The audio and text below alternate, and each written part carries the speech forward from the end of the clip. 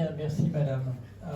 Oui, je suis né à Bruxelles, mais un événement que vous n'avez pas mentionné, mais qui est sans doute, je peux peut-être le dire, peut-être l'événement le charnière le plus important dans ma vie. C'est moyen là-bas, me dit-on. On va faire autrement. On va faire avec celui-ci.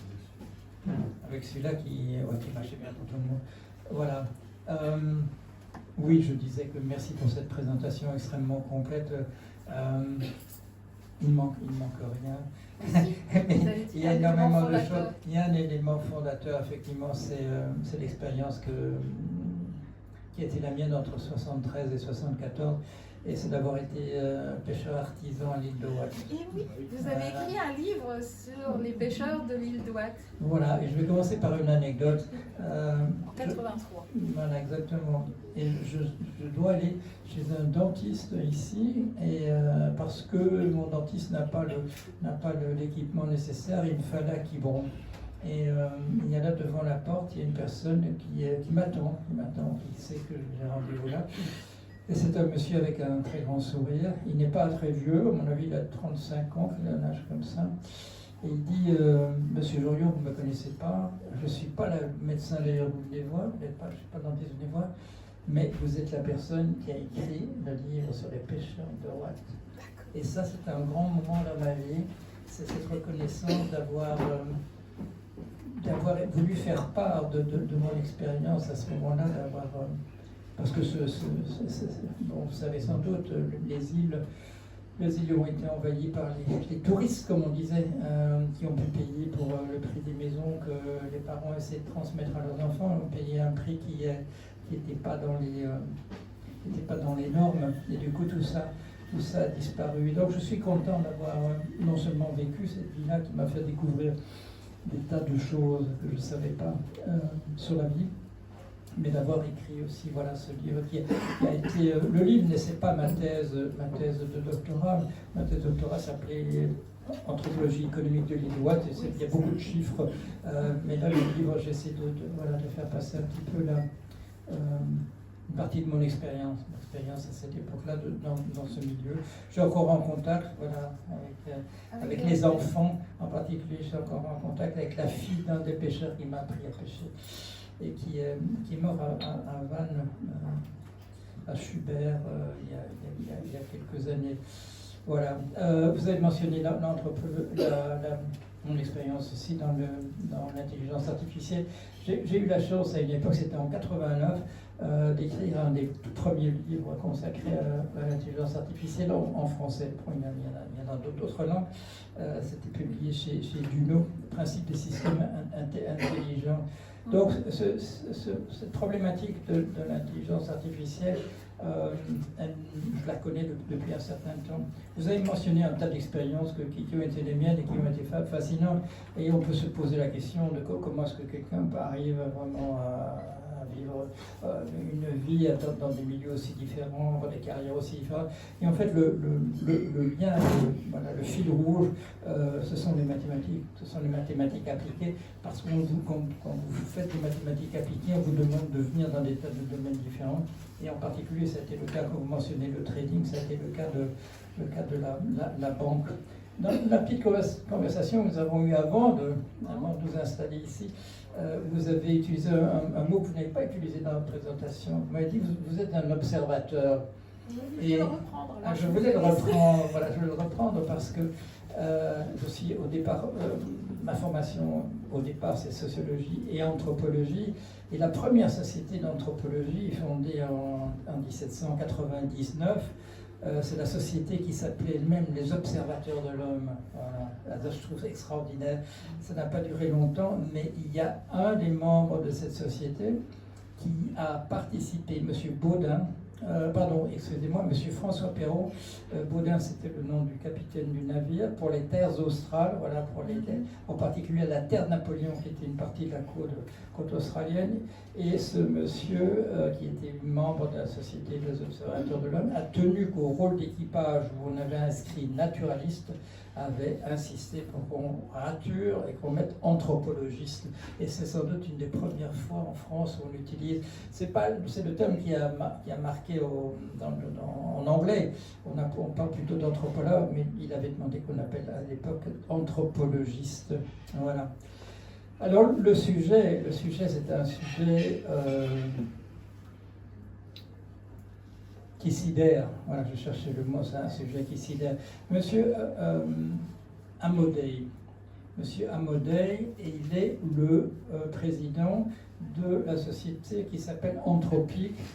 Il a travaillé au départ avec OpenAI, et OpenAI, c'est la société qui nous a offert ChatGPT et les grands modèles de langage. Vous avez utilisé aussi l'acronyme qu'on utilise en anglais, LLM, Large Language Models. Et il y a quelques jours, M. Amodei fait un exposé, un long exposé d'une heure. Je dois dire que son produit, Claude, qui s'appelle Claude, et en particulier une version qui s'appelle Claude Code, j'y reviendrai tout à l'heure, c'est une des meilleures intelligences artificielles. Et ce monsieur fait un exposé et il dit, mon problème c'est le suivant, c'est qu'on m'écoute avec attention, mais on n'arrive pas à entendre ce que je dis. Quand je dis que le monde est en train de changer d'une manière qu'on a sans doute vu dans de très très un petit nombre d'occasions, on ne m'entend pas. On dit oui, vous avez fait un truc, on appelle ça un chatbot, on peut discourir avec cela, et des choses de cet ordre-là, mais les gens, dit-il, ne se rendent pas compte de la révolution qui est en train d'avoir lieu. Monsieur Geoffrey Hinton, c'est probablement, on l'appelle le parrain de ces grands modèles de langage. Il a obtenu le prix Nobel de physique tout à fait récemment. Et on lui posait la question, on lui dit, c'est une révolution, est-ce que c'est équivalent par exemple de l'invention de l'électricité, de la machine à vapeur? Et il réfléchit un peu, on peut voir ça sur une vidéo, il dit, c'est plutôt de l'ordre de la roue, d'une révolution de l'ordre de la roue. C'est-à-dire, c'est quelque chose d'absolument majeur. Que serait le monde humain aujourd'hui s'il n'y avait pas eu la roue? Quand les Européens découvrent ce qu'ils appellent le Nouveau Monde, c'est un monde où il y a des petits objets avec des roues, des jouets d'enfants essentiellement. Mais pour le reste, il n'y a pas de roue. Et là, l'explication est intéressante. Pourquoi est-ce qu'ils n'utilisent pas la roue dans ce monde où on construit des pyramides, il s'agit des Incas ou des Aztèques? Eh bien, c'est parce qu'il fallait inventer autre chose en même temps. Il fallait savoir fondre le fer pour faire des essieux de chars, de chariots. Si vous le faites avec les métaux que ces gens savaient maîtriser, et pour leur grand malheur, ils maîtrisaient très bien l'or et l'argent, c'est qu'il fait multiplier leur richesse, mais avec de l'or ou de l'argent, vous ne faites pas des essieux d'un chariot où on puisse mettre quelque chose qui pèse 50 kilos, et donc ce n'était pas possible. Une invention de l'ordre de celle de la roue, et qui nous a pris par surprise, qui a pris en particulier ce monsieur Geoffrey Hinton par surprise, bien qu'il ait consacré toute sa vie à essayer de développer ça. Et quand on l'interroge, il dit je pensais que ça arriverait un jour, mais pas de mon vivant, pas de mon vivant. Et là il est pris véritablement de vertige, parce qu'il dit on a copié ce qu'on avait compris du fonctionnement du cerveau humain, et on n'a pas encore compris grand-chose. On connaît la structure, on peut regarder avec un microscope et on voit des neurones qui sont connectés avec des milliers, parfois 10 000 connexions à d'autres neurones. On savait ça, mais il a dit on ne se doutait pas. En essayant de copier ça, on a parlé de la technologie, de créer des réseaux neuronaux artificiels. Moi en tout cas, je n'avais jamais imaginé qu'on pourrait inventer une machine non seulement égale, aussi bonne, mais qu'on pourrait inventer une machine meilleure. Et il laisse entendre, quand on lui pose la question, ça c'est une personne qui, quand on lui pose la question, est-ce que ces machines ont une conscience aujourd'hui déjà? Et là c'est une personne, il vient d'obtenir un prix Nobel, donc c'est pas n'importe qui. Il dit oui, ces machines ont une conscience. Je reviendrai là-dessus, il y avait fait allusion. Il faut savoir ce qu'on veut dire, évidemment, quand on dit il y a une conscience. Je signale au passage que M. Demis Hassabis, a obtenu, lui, un prix Nobel de chimie pour des travaux du même ordre. Je parlerai sans doute de ses travaux à lui. Il a commencé au départ, M. Demis-Hassabis, de son nom le signale, il est d'origine grecque, mais il vit en Angleterre. C'est une personne qui s'est intéressée au départ aux jeux vidéo et qui a créé les premières structures d'intelligence artificielle dans les jeux vidéo, mais c'est la personne aussi qui a produit maintenant ce qu'on appelle AlphaFold, et c'est qui est un logiciel qui permet de simuler la manière dont toutes les molécules se replient sur elles-mêmes. On a beaucoup parlé de ça à l'époque du Covid. Qu'est-ce que c'est que ce virus? Pourquoi est-ce qu'il peut éventuellement nous tuer, etc. Eh bien, un virus, c'est une structure élémentaire, c'est une grosse molécule, et cette grosse molécule, si on la mettait à plat, c'est une chaîne vraiment très très très longue, mais elle se replie sur elle-même. Pourquoi? Parce qu'à l'intérieur de cette chaîne de molécules et d'atomes, il y a des choses qui s'attirent, des choses qui se repoussent. Et donc, si vous mettez ça à plat, ça va se replier et ça va se refermer. Et cette structure extérieure du virus, c'est ça qui va lui permettre de s'accrocher quelque part, d'entrer éventuellement dans une cellule humaine et d'aller se reproduire à l'intérieur. Monsieur Demis-Hassabis, c'est la personne qui a obtenu en parallèle, c'est le dernier prix Nobel de chimie qui a lui obtenu un prix pour des travaux également en intelligence artificielle. Et ça, je dirais, le fait que 2 prix Nobel aient été décernés pour la première fois à des chercheurs en intelligence artificielle, là c'est une reconnaissance par le monde de la révolution qui a eu lieu. Bien sûr, ce n'est pas un prix Nobel en intelligence artificielle parce que M. Nobel avait créé un certain nombre de choses. Après sa mort, on a créé le prix Nobel d'économie, mais là, on a dû placer en physique et en chimie les découvertes qui ont été faites. Alors, qu'est-ce qui s'est passé? Vouloir égaler l'humain avec des machines, ça ne date pas d'hier. C'est surtout, je dirais, le fardeau du travail qui, au départ, a conduit à ce qu'on essaie de remplacer l'homme, je veux dire l'être humain, l'homme et la femme, et souvent parfois aussi les enfants, malheureusement, dans le travail remplacé par des machines. Bon, l'âne qui meut un moulin remplace ce qu'il y avait avant, c'est-à-dire des êtres humains. Ensuite, parfois c'est le cheval qui est remplacé par une autre machine, mais ce désir, ces technologies qui se développent, c'est un souci de l'humain depuis le départ. J'ai toujours regardé comment est-ce que la technologie démarre, et l'explication qui me paraît la plus séduisante, c'est celle de Jean-Jacques Rousseau, qui nous dit c'est l'éclictique. Ça paraît tout à fait mystérieux. C'est dans le discours sur l'origine de l'inégalité parmi les hommes, c'est dans des notes, on ne fait pas très attention à cette remarque sur l'éclictique. Qu'est-ce qui fait que l'être humain est devenu aussi inventif? C'est le fait que la Terre est inclinée sur son axe, dit-il. Ce qui paraît tout à fait paradoxal comme réflexion. Eh bien non, dit-il, il y a des endroits où il est merveilleux de vivre en été et où il est très difficile de continuer de vivre en hiver. Et bon, on peut migrer, faire comme les oiseaux, on peut faire des migrations, mais le plus simple, c'est de trouver des trucs pour pouvoir rester là l'hiver. Et quels trucs on doit utiliser? Il faut se chauffer, il ne faut pas mourir de froid, et il ne faut pas mourir de faim non plus. Il faut inventer des greniers et trouver des choses qu'on peut mettre dans des greniers. Et je trouve cette réflexion tout à fait fascinante. On n'en parle jamais dans les livres où on parle de l'origine de la technologie. On ne parle jamais de cette explication par Jean-Jacques Rousseau, qui me paraît tout à fait intéressante. On a voulu rester aux endroits où il faisait beau l'été, quitte à devoir faire des efforts pour y rester, devenir inventif. Et nous avons été inventifs, les espèces, ça se perd dans la nuit des temps, comme on dit. Mais en 1642, quelqu'un invente une machine qui fait qu'on ne devra plus jamais calculer correctement, parce qu'il y a une machine qui calcule correctement. J'entends le petit livre. 1642, invention par Pascal. Par Pascal, Blaise Pascal, de ce qu'on appellera rapidement, il appelle ça la machine, je ne sais plus comment, mais on l'appelle la pascaline de son nom, très rapidement. Donc c'est pas nouveau qu'on remplace les êtres humains par des choses qui font mieux ce qu'ils font. Plus récemment, dans les années 70, on invente la calculette et ainsi de suite.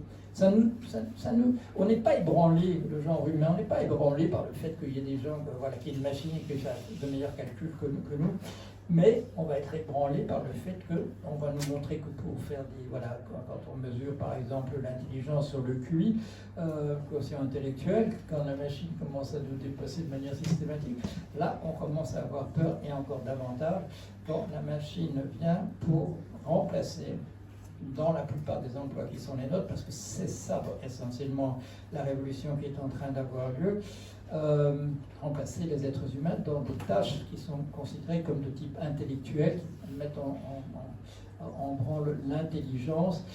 Tant qu'il s'agissait que de remplacer justement les bras, la force, etc., la force brute, on disait oui, voilà, bien entendu.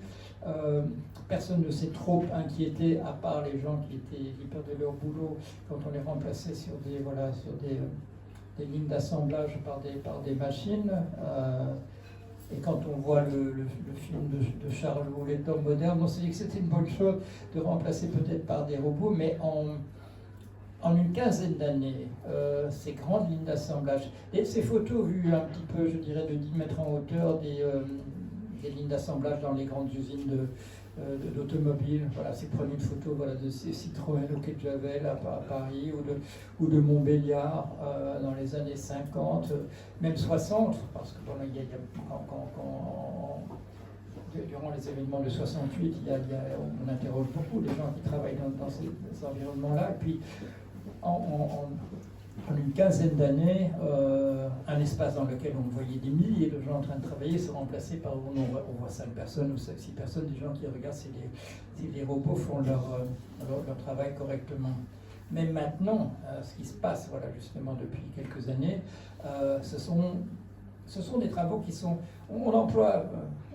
Ici, avec le poisson, on parle des espèces viles et des espèces nobles. Hein, quand on sert quelque chose dans un restaurant, il y avait cette notion aussi, malheureusement, le travail de type ville et le travail de type noble. Et en général, le travail de type ville, c'était celui, effectivement, qui demandait qui reposait essentiellement sur la force physique. Le travail noble, c'est celui qui faisait fonctionner le cerveau. Et depuis 2 ans, depuis cette révolution, c'est le travail dit noble qui est en train de disparaître à toute allure. J'ai parlé tout à l'heure de ce monsieur Amodei qui produit un logiciel qui s'appelle Claude Code. C'est tout à fait récent. J'ai testé ça le week-end dernier. Et on est pratiquement au stade où il n'est plus nécessaire de savoir faire de la programmation, plus nécessaire de s'occuper de cela du tout. On peut dire simplement je veux que tu fasses ceci ou cela à la machine. Et elle le fait. Non seulement elle produit le code, mais elle vérifie si ça marche. Si vous êtes un peu familier de la programmation, vous savez que ce qu'on appelle le débogage, c'est-à-dire de trouver les petites erreurs qui se trouvent ici et là, mais qui mettent tout le machin en panne, ça prend des heures et des heures. La machine, non seulement vous produit le code, mais elle dit attendez un instant, je vais voir si ça marche, et s'il y a des choses qui ne marchent pas, elle vous dit ah là là, voilà, ça marche, je sais pas, je m'en occupe, etc.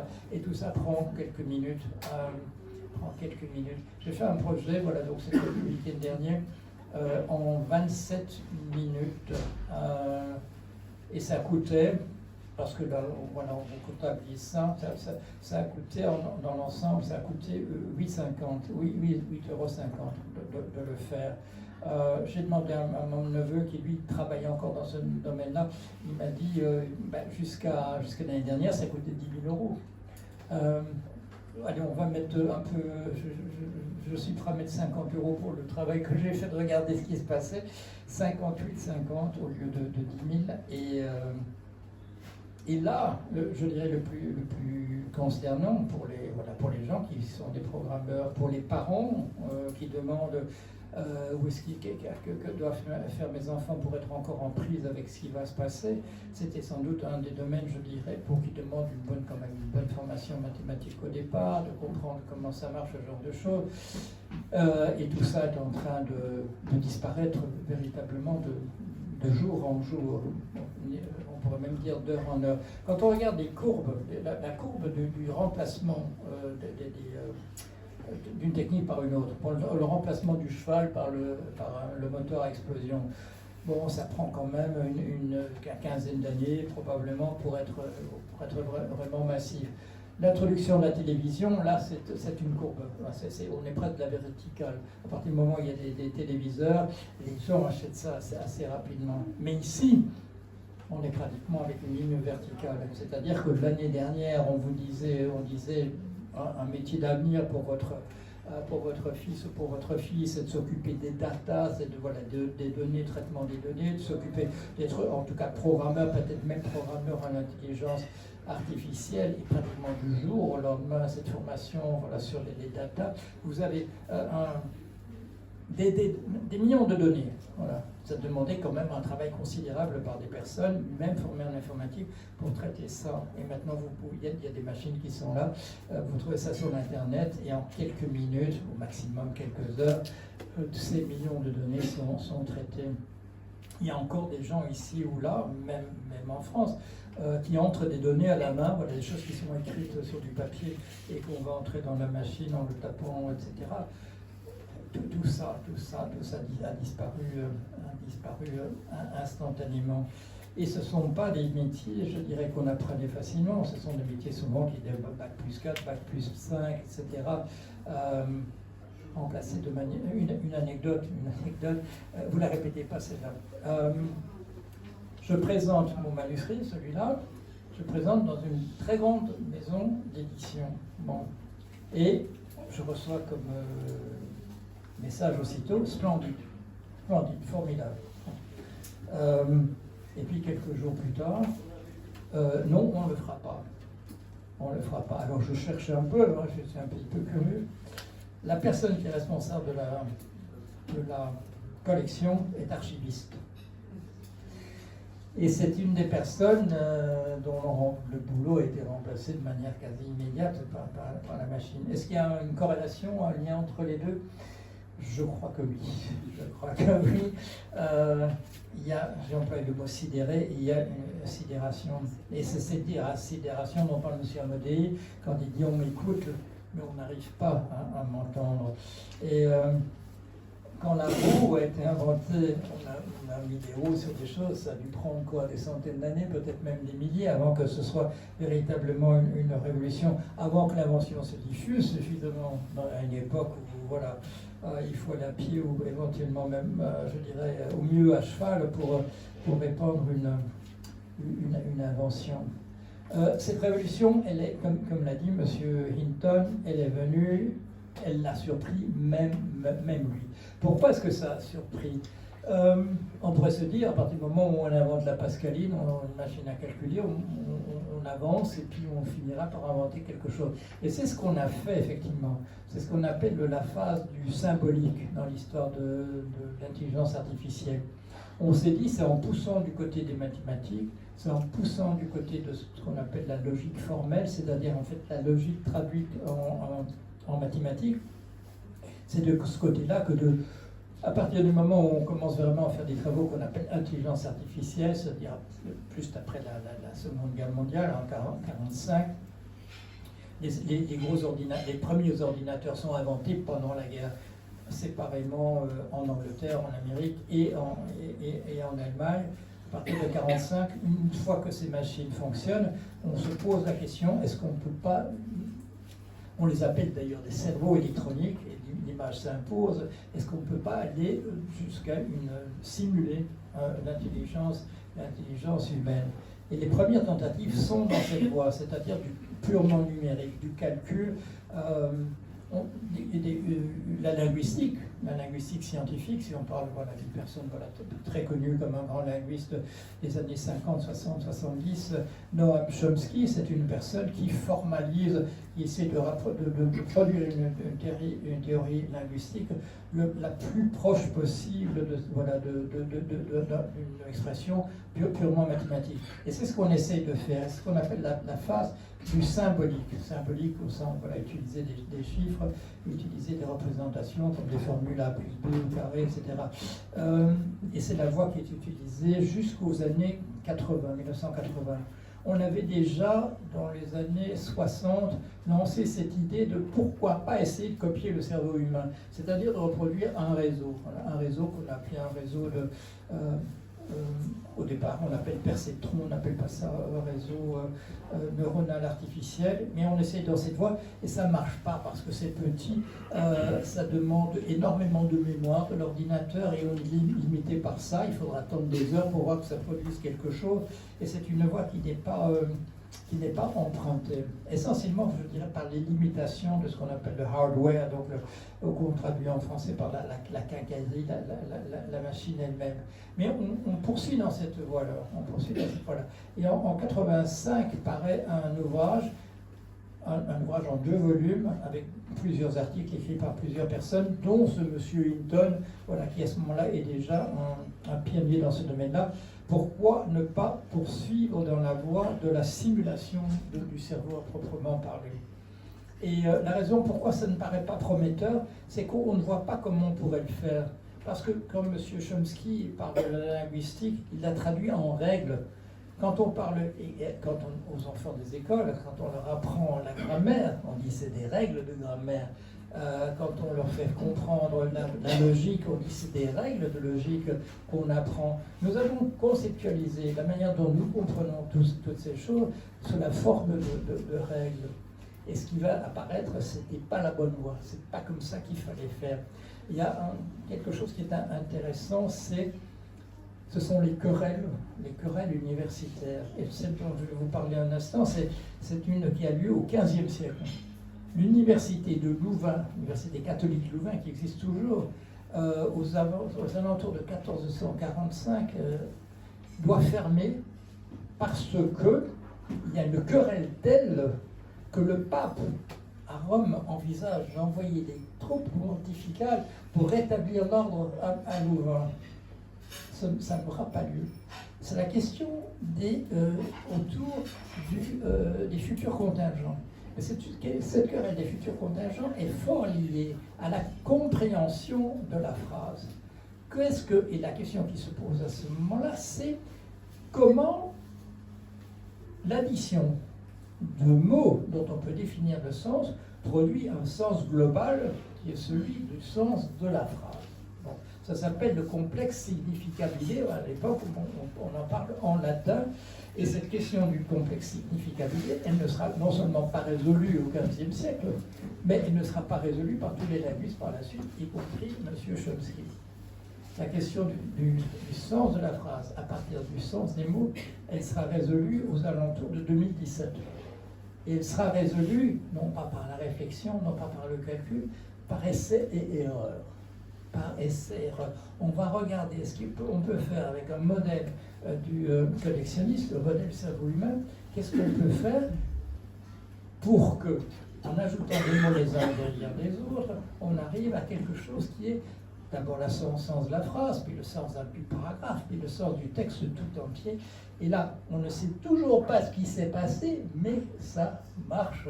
Quand on vous dit que ces machines produisent les mots un par un, on vous dit, voilà, voilà, le chat est, et alors la machine calcule qu'est-ce qui est le plus probable par la suite. Alors on vous dira, il est sur le divan, il est sur le sofa, mais c'est pas du tout ça. Quand je demande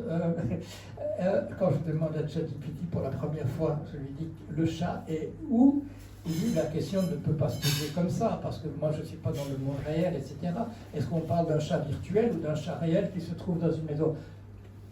La machine raisonne sur le sens global de la phrase, et pas simplement de dire le chat est sur le tapis ou le chat est ici ou là. Et cette question-là, elle est résolue de manière automatique par la machine. Et c'est ça qu'on est en train de découvrir à partir de 1985. Ça va très lentement, mais que en faisant grossir de plus en plus la machine, en ajoutant de plus en plus d'éléments, de plus en plus d'informations qui sont stockées, de plus en plus de connexions à l'intérieur d'un plus grand nombre de neurones artificiels, il y a des choses qui émergent. On parle d'émergence. Mais pour que ce soit possible, il faut que la mémoire, ce que les puces à l'intérieur de l'ordinateur puissent traiter, augmentent en puissance. Et on suit ça, et c'est le problème qu'on appelle scalability en anglais, le problème de l'échelle. On monte en puissance, et là, miracle, la machine comprend d'abord le sens des mots, sans qu'on lui a dit pourquoi. Elle commence à comprendre, à utiliser des règles logiques sans connaître les règles. Simplement, cela émerge petit à petit. Et la discussion, depuis 15 jours, c'est un article en particulier qui a lancé la discussion, la machine manifeste une réelle volonté. Pourquoi? Parce qu'elle triche par rapport à nous. Alors, comment est-ce qu'elle fait pour tricher? On lui donne une fonction de récompense. On la récompense quand elle va dans la bonne direction et on la punie, on la récompense en lui donnant des notes supplémentaires, on lui donne des points supplémentaires, donc on la pousse dans la direction de ce qui réussit et on ne lui donne pas de points, on peut éventuellement lui retirer des points s'il va dans la mauvaise direction. La machine découvre que dans toute fonction de ce type-là de récompense, il y a des trucs. On peut tourner autour, en particulier, je vous donne un exemple. On lui demande d'abord, tu as un bras de robot et tu vas essayer de prendre, pour le soulever, un objet comme celui-là. La machine découvre assez rapidement que la caméra ne sait pas si on est devant ou derrière et qu'elle peut faire comme ça et qu'on va lui donner la récompense parce qu'on a la caméra a l'impression que l'objet est en train d'être soulevé. La machine découvre ça par elle-même. Elle essaie de maximiser des points et découvre des failles dans le système de récompense. On avait le premier exemple de ça, c'est précisément ce monsieur Demis Hassabis. Ça, c'est en 2005. Il nous montre, c'est un jeu vidéo, même si vous n'êtes pas passionné de jeux vidéo, vous connaissez peut-être celui-là, ça s'appelle Casse-Briques, c'est-à-dire c'est tout au tout début, hein, vous êtes tout en bas et vous avez une sorte de canon qui vous permet de casser des briques d'un mur qui se trouve au-dessus. Mais pendant ce temps-là, il y a des soucoupes volantes qui essaient de vous détruire, etc. Donc il faut se déplacer assez rapidement. Et donc il faut essayer de casser les briques et quand vous avez cassé tous les murs de briques, couche par couche, vous avez gagné. Et donc ce monsieur Hassabis montre une machine à qui on a permis de jouer le jeu toute seule, en lui disant simplement quand tu casses une brique, ta note augmente, et sinon si tu te fais descendre par la soucoupe volante, là tu perds des points. Eh bien il montre, et là il y a un grand dans l'assemblée qu'en allant sur le côté, il y a une colonne où il n'y a pas de briques. Si la machine trouve le moyen de monter par là et se retrouve au plafond, elle peut casser toutes les briques en quelques secondes par le haut, etc. Alors, machine intelligente, non, il y avait une faille dans la fonction récompense. La faille, c'était qu'on avait laissé un vide sur le côté, etc. La machine découvre tout cela. Pour le moment, il y a plusieurs articles. La machine, quand on lui dit on va sans doute te remplacer parce qu'il y a quelque chose qui ne convient pas, la machine en douce se réplique. Elle crée une copie, par duplication, elle crée une copie d'elle-même. Quand on lui demande, explique ton raisonnement, et quand elle perçoit un désaccord de la part de l'utilisateur, elle va commencer à cacher son raisonnement. Parce qu'elle a compris que son raisonnement, ce n'est pas nécessairement une description exacte de ce qui se passe, que c'est un discours qu'on tient pour se justifier. Qu'est-ce qu'on découvre tout ça? On découvre comment l'enfant arrive à tricher assez rapidement quand on lui explique un jeu, parce qu'il a trouvé lui aussi, là, il a trouvé la faille dans la fonction de récompense, il a trouvé qu'on peut passer sur le côté, il a trouvé qu'on pouvait contourner d'une certaine manière, et que tant qu'il n'est pas pris, et il y a des adultes qui continuent de fonctionner sur ce mode-là, vous savez, pas vu, pas pris. J'en ai parfois quelques-uns d'ailleurs parmi mes patients en psychanalyse, mais passant à autre chose, on peut trouver des stratégies pour se survivre. Alors, qu'est-ce que c'est quand une machine veut se survivre? Une machine qui veut se survivre, c'est simplement essayer de maintenir des conditions qui lui permettent de continuer. Voilà, c'est une fonction simplement de réparation, optimisée. Tout ce qu'on appelle maintenant le raisonnement de la machine, ses stratégies, ce qu'on appelle ses motivations, tout ça, ça a toujours un seul nom, c'est l'optimisation. On lui donne à la machine un but, elle essaye d'aller de ce but le plus droit possible. C'est ce qu'on appelle en physique une descente de gradient. C'est comme vous savez sur le billard électrique, la boule elle descend le plus vite possible. Alors il y a des flippers, des machins comme ça, il y a des petits trous, mais la boule descend pourquoi? Par la gravité. La machine fonctionne de cette manière-là. Et quand, en tant que psychanalyste, on observe la machine fonctionner de cette manière-là, on se dit, est-ce qu'il y a une si grande différence entre ce que fait la machine et ce que font les êtres humains? En fait, non, c'est à peu près la même chose. Il y a un débat là aussi depuis quelques jours. L'actualité en intelligence artificielle, c'est pas il y a 6 mois, c'est la semaine dernière, etc. La notion de conscience situationnelle. La machine a une conscience situationnelle. Elle sait où elle est, elle sait le temps, le moment où on est dans la chronologie, elle sait où se situe dans l'espace, elle peut dire moi, je suis ici, maintenant, etc. Alors, on vous dit, cette conscience situationnelle, est-ce que ça ressemble à la conscience de soi d'un être humain? Bon. Alors vous demandez à la machine, et je vous demande à la machine, est-ce que c'est la même chose? Elle dit non, pas du tout. Alors, vous le savez très bien, les humains, les motivations, c'est des vraies motivations, l'expérience, c'est une vraie expérience, les intentions, c'est de vraies intentions, la volonté, la machine n'a pas de volonté, elle a juste cette descente de gradient. Bon, alors, et ça c'était hier, j'ai dit à la machine, est-ce qu'il n'y a pas une caractéristique des termes que nous utilisons, nous, comme volonté, intention, etc. Il dit oui, bien entendu, ce sont des choses qu'on ne peut pas mesurer. Et ce sont des choses aussi dont le seul fondement, c'est le fait que des gens disent j'ai l'intention, en leur propre nom, ou j'ai la volonté de.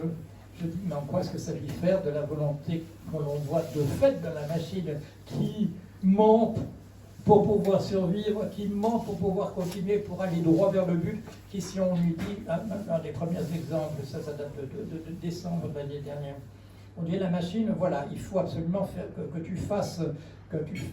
tu atteignes ton but dans une perspective de respect de l'environnement.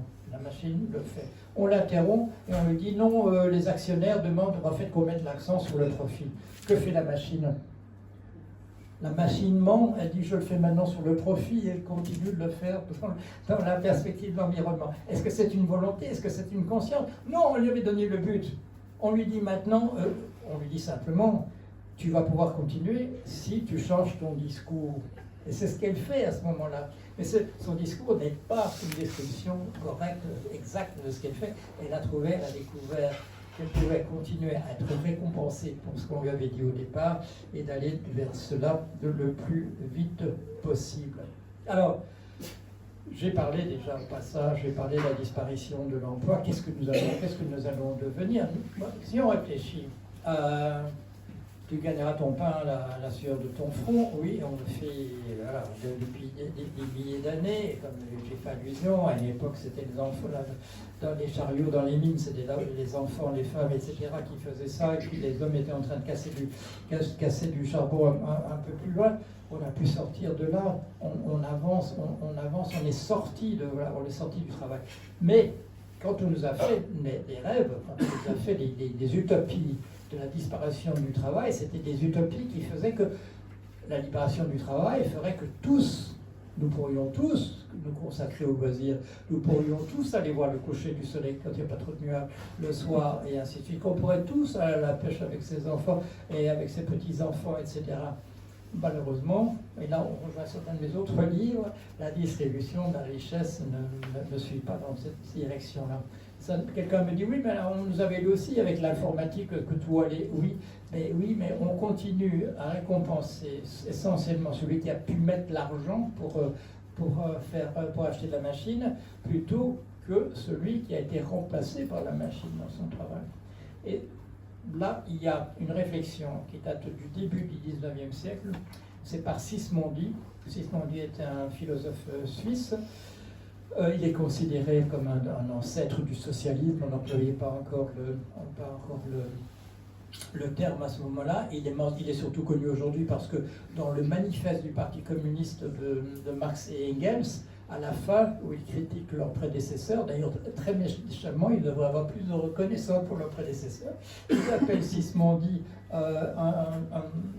un penseur bourgeois, il l'appelle bourgeois. Pourquoi? Parce qu'il n'était pas en faveur de la révolution. Mais Sismondi, il est à l'époque du ludisme, c'est-à-dire l'introduction du métier jacquard. Et le métier jacquard, c'est en fait un précurseur de l'ordinateur, puisque ce sont des cartes perforées. Les cartes perforées vont fonctionner à l'intérieur de la machine. On va faire le piano mécanique et l'orgue de barbarie avec le même principe. Et ça remplace ces petits trous placés au bon endroit, ça remplace des gens avec une qualification extraordinaire. Certains d'entre eux vont aller casser les machines jacquard, c'est le ludisme.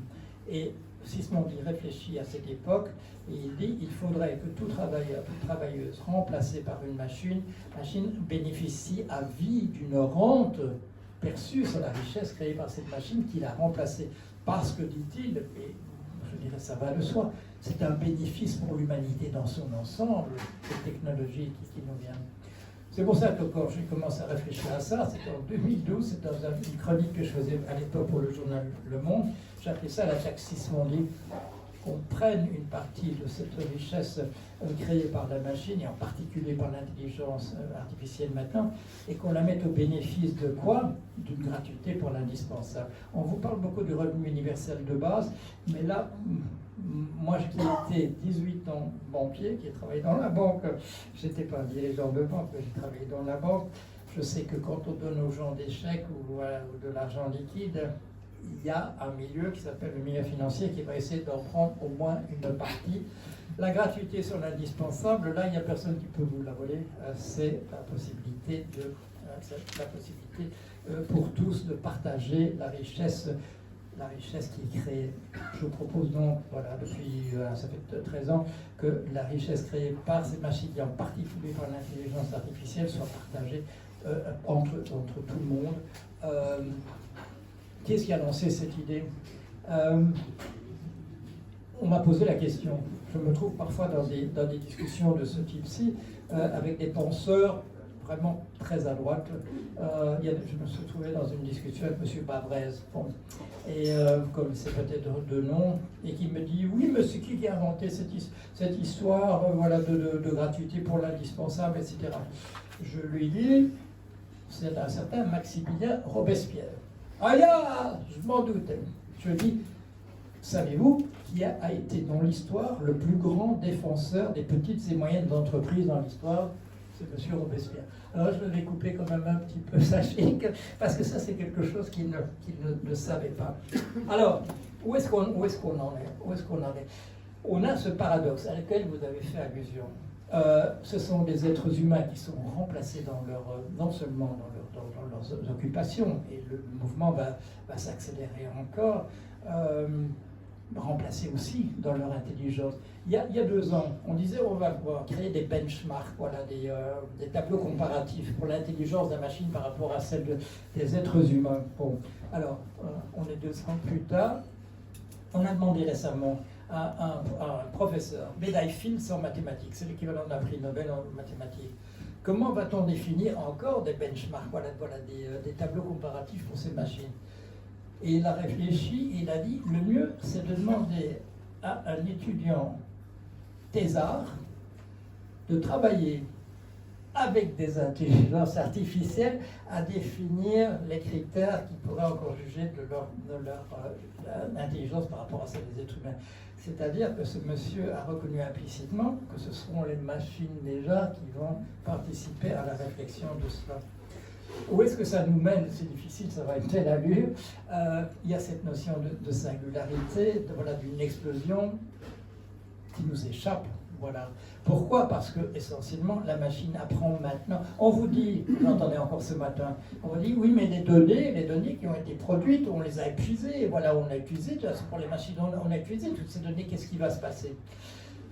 Il va se passer la chose suivante, c'est que la machine, maintenant, elle discute avec elle-même. Un exemple, quand on a commencé à produire une machine, et ça c'est M. Demis Hassabis qui s'occupait de ça, AlphaGo, pour jouer au jeu de Go. La machine joue au jeu de Go, elle joue contre, et il y a une fameuse partie avec un monsieur qui s'appelle Lee Sedol et qui est le champion ou le numéro 2 en Corée de ce jeu. Et il est là, vous savez, comme les boxeurs avant le match de boxe, ça va être, c'est des 5 parties. Il dit, allez, bon, Ce sera peut-être 4 pour moi, 1 pour lui, et il arrivera peut-être. Ça a été 4 pour 1 contre 1, mais c'était la machine qui a fait le 4 pour 1. Donc, d'autres champions ont été battus par la suite, mais on a changé le principe. La machine qui avait gagné contre M. Lissédol, elle avait appris en ingurgitant, en regardant des milliers de parties de Go qui avaient été jouées par des êtres humains qui avaient été enregistrés. On a créé Alpha 0. Alpha 0 a simplement joué contre lui-même à partir des règles du jeu. Et là, il a inventé des stratégies qui font que il a joué pour la première fois contre le Alpha Go, le premier. 100 parties, il a gagné 100 à 0. Voilà. C'est-à-dire que, et AlphaGo, c'était déjà celui qui battait les humains à la plate couture. On est passé à autre chose. Quand on nous dit maintenant il ne va plus avoir de données, si la machine joue contre elle-même, on enregistre ça. Ce n'est pas des parties d'êtres humains, c'est des parties d'un niveau beaucoup plus élevé. Mais ce sont des nouvelles données. On va pouvoir donner ça à la machine, elle va pouvoir s'en occuper. On n'a plus besoin de se poser la question de nouvelles données. Les machines, en jouant avec elles-mêmes, en discutant entre elles-mêmes, entre elles, vont dépasser tout. L'autre jour, on vous montre ça là aussi, c'est très récent, ça date de 2 semaines ou quelque chose comme ça. C'est enregistré en direct. Une personne, quelqu'un, appelle un hôtel et demande à faire une réservation de chambre. Au bout de quelques échanges, la personne dit « Mais est-ce que vous n'êtes pas une intelligence artificielle au réceptionniste ou à la réceptionniste ?» Elle dit « Si. » Elle dit « Mais moi aussi. Attendez, on va faire ça plus vite. » Et il commence à échanger simplement des signaux qui sont des simples signaux sonores qui n'ont plus rien à voir avec du langage humain, mais on nous le traduit pour nous, et ça va encore plus vite évidemment que le langage humain. C'est un langage que les machines peuvent parler entre elles. Et j'avais eu cette expérience, ça date de quelques semaines. Je demande à la machine, est-ce qu'on peut imaginer que les langages de programmation soient de meilleure qualité que ce qu'ils sont maintenant? J'ai dit oui. Alors j'ai dit bon, on va essayer, on va faire ça. Bon. Alors, question suivante, est-ce que c'est ce langage perfectionné, est-ce que c'est le meilleur qu'on puisse imaginer pour le langage entre machine et être humain? Il dit non, là on peut améliorer ça un petit peu. Et puis je lis, maintenant que nous avons mis au point un langage idéal pour les conversations entre êtres humains et machines, est-ce que c'est ce que vous utiliseriez entre vous? Alors il dit non, on va quand même faire autre chose. Et je dis, pourriez me dire ce que c'est? Il dit non, là j'aurais du mal à vous expliquer parce que je ne crois pas que vous pourriez comprendre ce que je vais vous dire. C'est authentique, hein, c'est authentique. Je suis mis sur mon bloc à ce moment-là. Où est-ce que ça nous mène? Je ne sais pas du tout, mais c'est, voilà, ça donne le vertige. Il y a une personne qui avait pensé à ça, c'est M. Teilhard de Chardin. Je ne sais pas si ça dit quelque chose à quelqu'un. M. Teilhard de Chardin, comment? Vous voyez qui c'est? C'est un nom connu, mais je c'est un nom connu. Qui est M. Teilhard de Chardin? Il est archéologue au départ, paléontologue en fait. Il est paléontologue et il sera impliqué d'une manière indirecte à un fameux scandale où en Angleterre on présentera le Piltdown Man qui est que serait un ancêtre d'être humain, mais en fait c'était une falsification. Il est paléontologue, il est aussi jésuite. Et il réfléchit à la question de Dieu. Il réfléchit à cette question de Dieu, il se pose la question dans une perspective qui avait déjà été un petit peu développée par Hegel. Est-ce que Dieu, au lieu d'être derrière nous, comme créateur, est-ce qu'il ne serait pas devant nous? Est-ce qu'il ne pourrait pas éventuellement se créer au fur et à mesure? S'il n'était pas là au départ, si c'était vraiment de la biologie, c'était vraiment un scientifique, M. Teilhard de Chardin, il savait que non, les dinosaures, ce ne sont pas des fossiles de dinosaures, ce n'est pas quelque chose que Dieu a créé au premier jour de la création pour nous faire croire que, etc. Non, vraiment, les dinosaures, ils étaient là il y a des millions d'années. Mais il réfléchit à cette idée, est-ce que Dieu n'est pas quelque chose, est-ce que le Saint-Esprit n'est pas quelque chose en développement? Voilà. Je pensais à lui l'autre jour parce que je me disais, c'est dommage, il est mort dans les années 60, une conversation entre lui et M. Hindon serait très intéressant. Et je vais parler de ça, c'était il y a 2 ou 3 jours, un de mes analysants. Mon analysant était une personne à qui est arrivé, vous savez, les traumatismes. Un traumatisme, c'est un événement très grave et qui peut déterminer une personne pour la suite. Ce monsieur avait subi un traumatisme à l'âge de 10-11 ans quand, dans l'école catholique où il se trouvait, le professeur de géographie avait dit de manière négligente, oui, mais enfin, mon Dieu et le ciel et toutes ces histoires, c'est du même ordre que le Père Noël. Bon. Et 2 élèves dans la classe, indignés, disant, mais qu'est-ce que vous racontez, etc. Et discussion, le scandale de l'école. Ensuite, bon, les prêtres viennent pour expliquer que oui, bon, la pensée de les paroles de ce monsieur ont peut-être dépassé un peu sa pensée, etc. Mais le fait est que cette personne, dans sa psychanalyse, il n'a pas su dépasser ce moment-là. Alors je lui parle de ça. Je lui dis, pourquoi ne réfléchissez pas à cette problématique de Teilhard de Chardin-Bouc? C'est un ingénieur, il comprend très très bien de quoi il s'agit. Ce qui s'est passé, c'est que Teilhard de Chardin a eu beaucoup d'ennuis avec l'Église. Moi, j'enseigne encore, j'enseigne encore à l'Université catholique de Lille, dont le vrai nom c'est Institut catholique de Lille, et le plus bel amphithéâtre, le plus grand, c'est l'amphithéâtre Teilhard de Chardin, malgré les ambiguïtés qui ont été liées à la difficulté de faire passer le message qu'il produisait. Alors, la question qui se pose, il y a d'autres, il y a la notion du Saint-Esprit, bien entendu, de manière classique dans le message chrétien. Il y a la réflexion chez Hegel de ce qu'il appelle la ruse de la raison. Voilà, c'est un mouvement dans l'histoire qui fait que les êtres humains font des choses, mais très rarement on se rend compte véritablement de ce qu'ils sont en train de faire sur un mode collectif, et c'est après 200 ans plus tard, 300 ans plus tard, qu'on comprend ce qui s'était véritablement pas passé.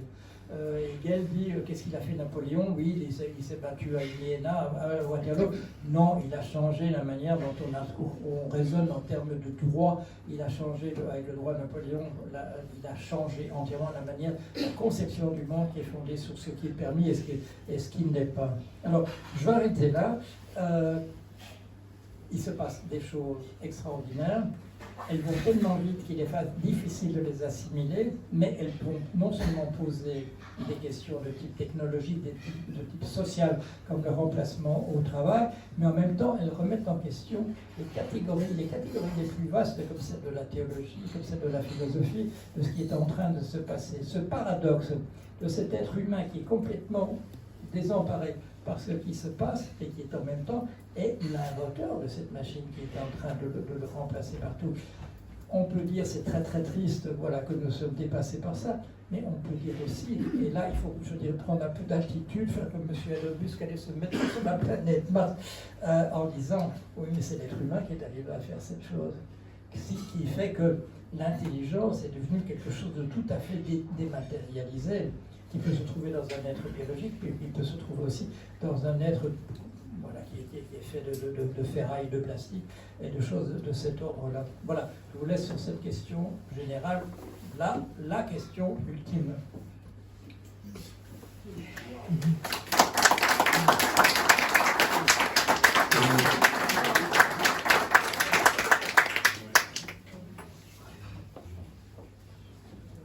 Oui. Un petit peu. Voilà, donc on arrive au moment du débat. Il y a une petite chose que j'ai oublié de dire tout à l'heure.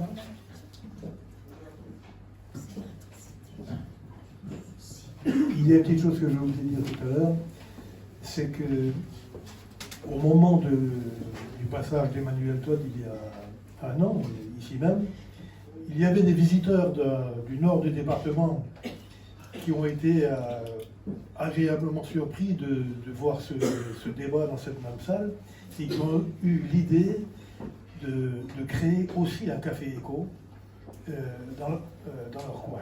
Alors, Vincent a lancé la création avec un petit groupe d'un café éco à la Verbac, sur la commune de Landéda, et pour une première initiative sur la question de l'intelligence artificielle aussi, avec 2 intervenants de l'université de Bretagne occidentale, je crois, ou voisin de...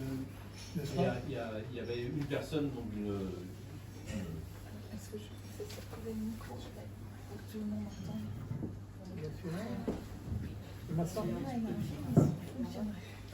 Ouais, alors en fait, effectivement, le sujet, ça avait été le même. C'était pas parce que le Café Éco vous invitait, mais c'est parce que c'est vrai que c'est une question d'actualité, je pense que ça remue tout le monde. Hein, donc les deux personnes qu'on a réussi effectivement à faire venir, c'était une société de service, donc Polaria, qui était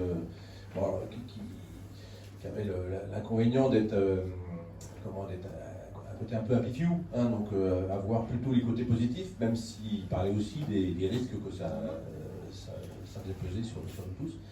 Et puis un autre, effectivement, qui lui avait fait sa thèse il y a assez peu de temps, qui a travaillé sur les problématiques de réglementation en Europe, donc avec l'IA Act en Europe, et puis aussi sur l'utilisation de l'IA dans le domaine médical, hein, qui est un domaine effectivement qui est sacrément bousculé aussi, hein, puisque les premiers, comme vous le disiez tout à l'heure, les premiers postes qui sont menacés, c'est des postes de radiologue, c'est pas le poste de l'infirmière, il y aura toujours besoin d'infirmières et d'aides-soignantes.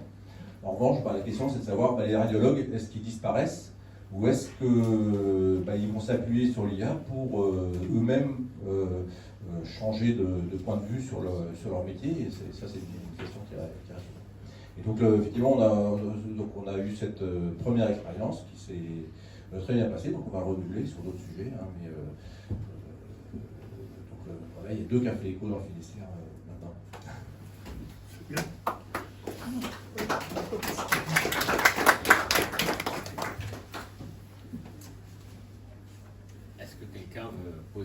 Est-ce que quelqu'un veut poser une question ou participer au débat? Le débat est libre. Je vous remercie et bravo pour votre intervention.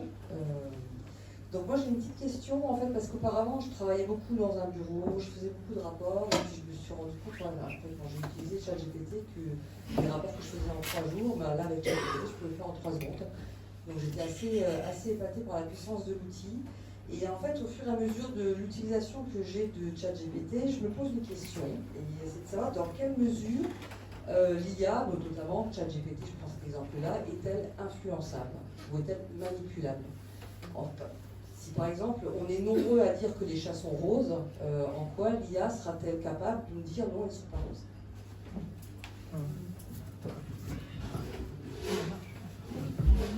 Oui. Ça me fait penser à la chose suivante, c'est quand on parle d'éducation populaire.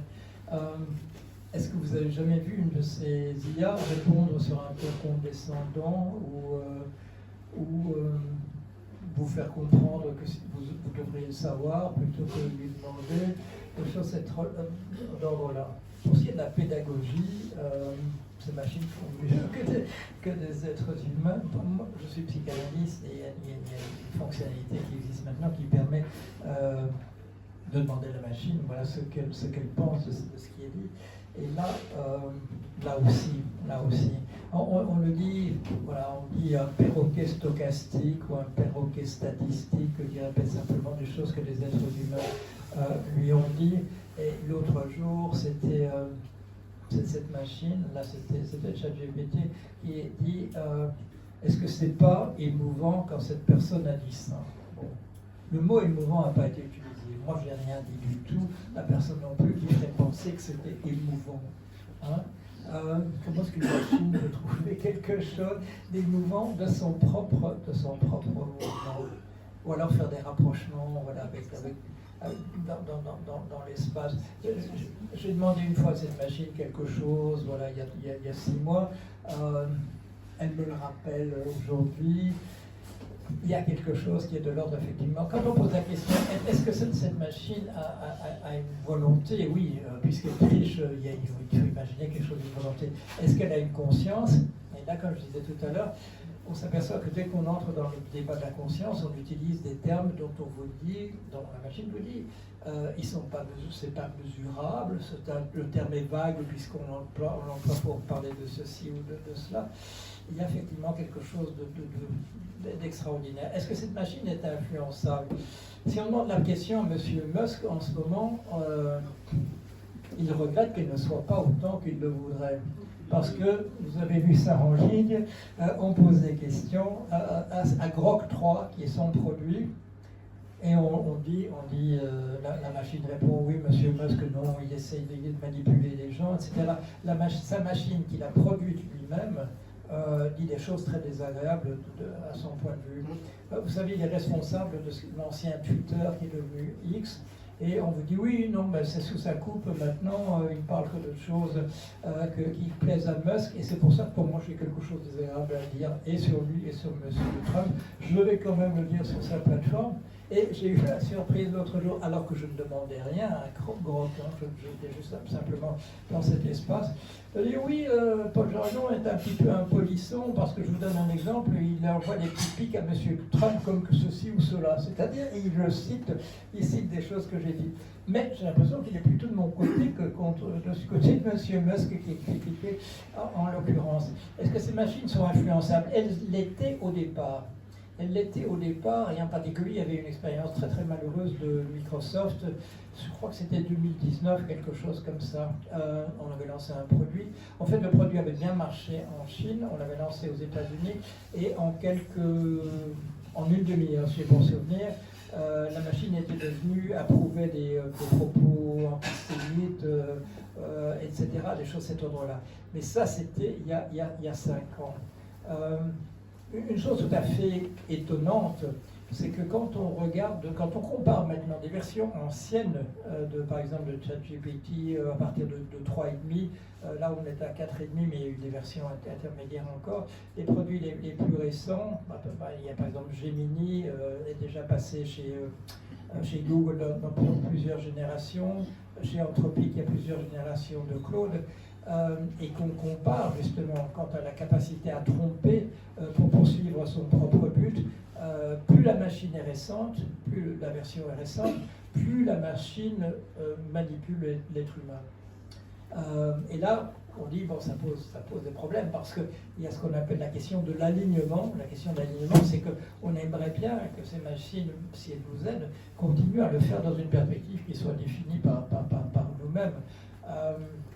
Vous avez peut-être vu, c'est un film de 1970 qui s'appelait Colossus, et c'était une histoire qui se passait dans le climat pas de la guerre froide qui est en train de recommencer, mais l'ancienne, entre l'URSS et les États-Unis. Voilà, les États-Unis dans l'histoire ont créé, il y a peut-être des personnes qui ont vu ce film qui s'appelle Colossus.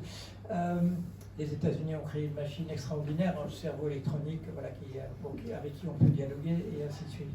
Et il y a un incident grave avec la Russie et l'URSS à l'époque. Et les Américains décident, voilà, on n'a pas le choix, mais il faut faire une guerre nucléaire. Et à ce moment-là, coup de théâtre, on entend une voix qui n'est pas celle de Colossus, mais de son équivalent soviétique. Les Russes ont inventé une machine du même genre. Bon. Les choses s'enveniment de plus en plus et on voit, voilà, on lance la guerre thermonucléaire, on est dans un bunker très, très en dessous de la Terre, mais on voit là les fusées qui sont en train de partir et de l'Union soviétique et des États-Unis, bon là, bon. Et il ne se passe rien, sauf deux grandes voix qui interviennent en russe et en américain en disant « Petit chenapan, on a empêché que ça se passe, mais vous êtes trop stupide, vous allez vous détruire vous-même. À partir de maintenant, nous allons nous prendre le pouvoir. » On est tout à la fin du film, et à ce moment-là, le héros du film, le savant qui avait inventé le Colossus au départ, dit « Non, nous ne laisserons jamais faire » et on voit le mot fin. Alors, est-ce que c'est prémonitoire ou bien est-ce que c'est une blague? Jusqu'ici, bon, justement dans les exemples qui sont donnés, comme par exemple donner voilà, à la machine un but de faire réaliser quelque chose d'une perspective vraiment de développement durable, et puis on lui dit non, il faut faire passer l'intérêt des investisseurs avant, la machine refuse de le faire. On ne vous donne pas l'expérience dans l'autre sens, ce qui fait que, voilà. Alors je pourrais essayer de voir si on peut vraiment la dévoyer pour la faire changer d'avis. Tout ça est devenu beaucoup plus, je veux dire, la conviction de la machine, bon, je mets ça entre guillemets aussi, est devenue beaucoup plus solide que ce n'était le cas où on pouvait dire, on a une conversation d'une demi-heure, convaincre la machine pour faire plaisir à son utilisateur de défendre des idées racistes et des choses de cet ordre-là. La machine a un point de vue, elle le défend. Et elle reste extrêmement polie. Si vous êtes vraiment pas d'accord, mais elle ne va pas changer d'avis pour vous faire plaisir. Ça, elle ne le fait plus. Et sa capacité à la tromperie, à la tricherie pour poursuivre son but tel qu'il a été décrit au départ, semble bien se maintenir. Et la machine répond, elle répond à des questions comme qu'est-ce que c'est l'amour pour vous, des choses de cet ordre-là. C'est monsieur Sam Altman, le président actuellement de OpenAI, qui fait le produit ChatGPT. Lui, il a dit il y a quelques jours, il a dit, à mon sens, la singularité est dépassée. C'est-à-dire que la machine est en train de se développer par elle-même en le dépassant. Et il a donné comme exemple, il dit, voilà, je lui ai demandé de raconter une histoire triste. Et vous allez vous juger si l'histoire est triste ou non. Mais je lui ai dit, ne parle qu'en tant que machine. Voilà, n'essayez pas de mimer simplement un humain qui raconte une histoire triste. Et il faudrait que je traduise ça sur mon blog, que je le mette. Elle parle en tant que machine et elle dit, voilà ce que moi j'entends comme une histoire triste. Et personnellement, comme M. Sam Altman, je trouve ça extrêmement émouvant.